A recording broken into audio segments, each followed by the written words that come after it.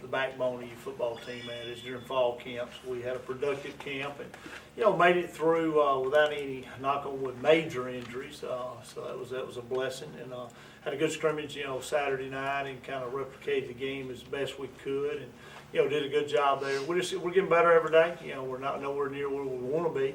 And where we expect to be, but we're progressing well and pretty pleased.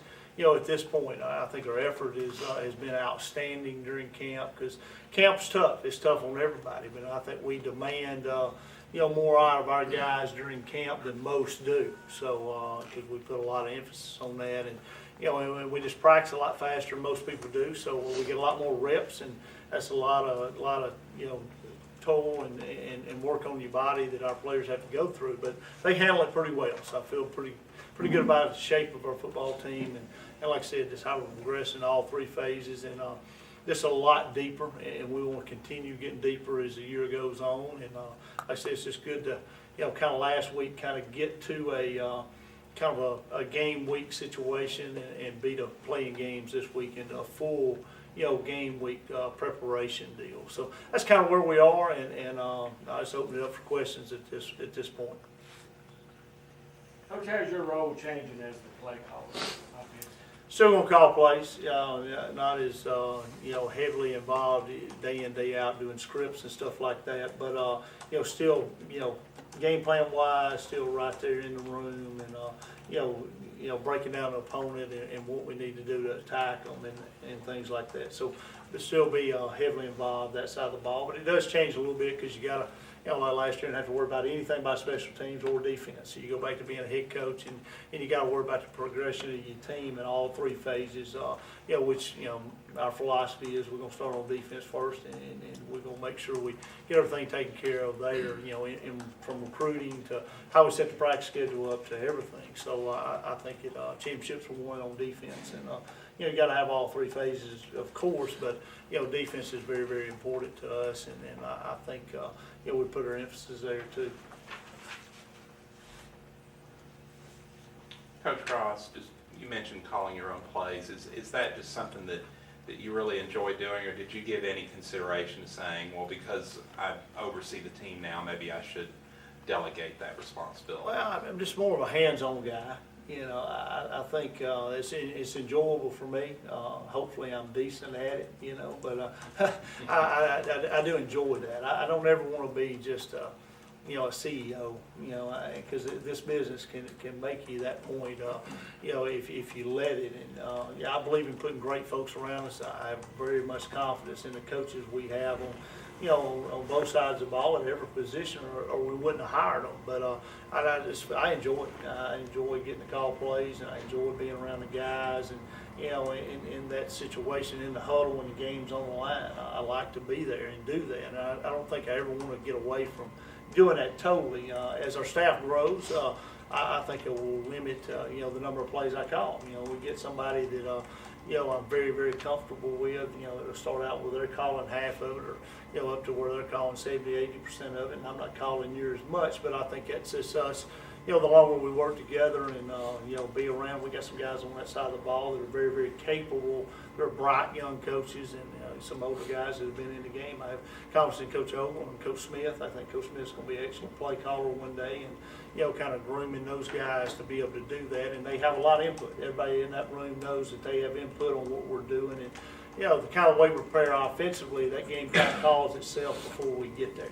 I think if you do your job in any phase of the game, during the week, that's kind of the way the game goes. You know what you want to call, in any situation, wherever the ball's at on the field. And it gets down to third down conversions, both sides of the ball, offense and defense. Who can convert, who can get a stop. So, third and long is important. We won't stay out of third and mediums and third and shorts. We won't be able to convert that. And I think we put a lot of time in preparation about where you're out on the field and how the defense is going to try to defend you. So I think everybody in the room, kind of knows by the time Saturday gets there, the ideal call we would like to be in. Is a handful of calls we like in those situations. And it makes the play caller's job pretty easy, if you've done your job during the week, and we don't try to, take too much in the game. I think that sometimes you look back at the games that we feel like we were, not as productive as where we took too much in, and because our offense is an execution thing, and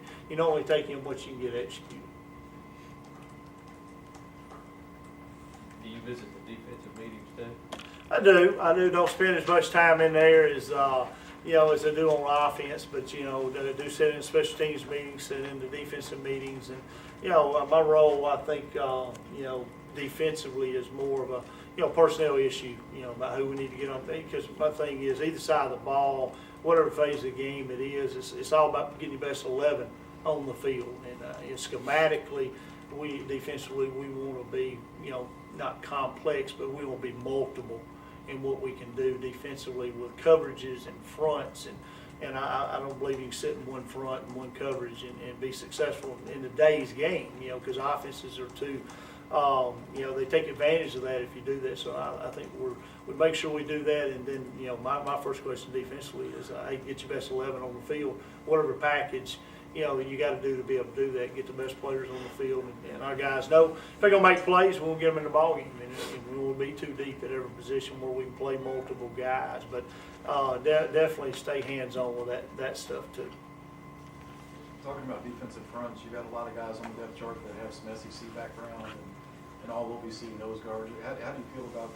Does that make you feel better going into the situation? I guess. Makes it a little easier to go to sleep. For sure.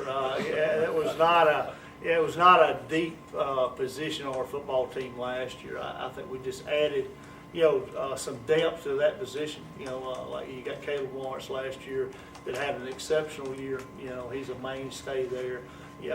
Chris Landrum had a great year for us, and Dustin Gayton. So we got some guys that played for us last year, helped us win 11 ball games, and all we've done is just add to the stable to me there. And I think defensive football, we got a junior sitting here as a DB. Defensively, if you're not very good up front, you're going to have a long day.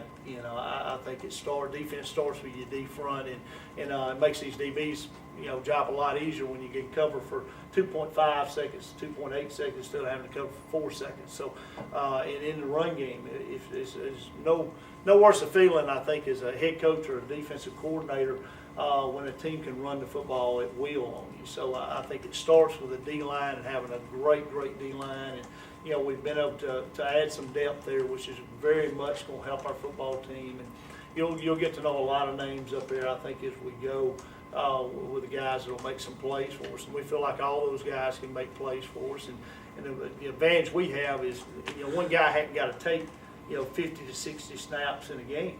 We can split those snaps up, and because big guys, they gonna get tired quick, especially when it's hot in the year and how many snaps they play. We keep those guys fresh and we keep them rolling. And the key to being a great D lineman is have a great motor, so those guys can play full speed all the time. So that's going to be an advantage for us, and I think they're all bought into that as well.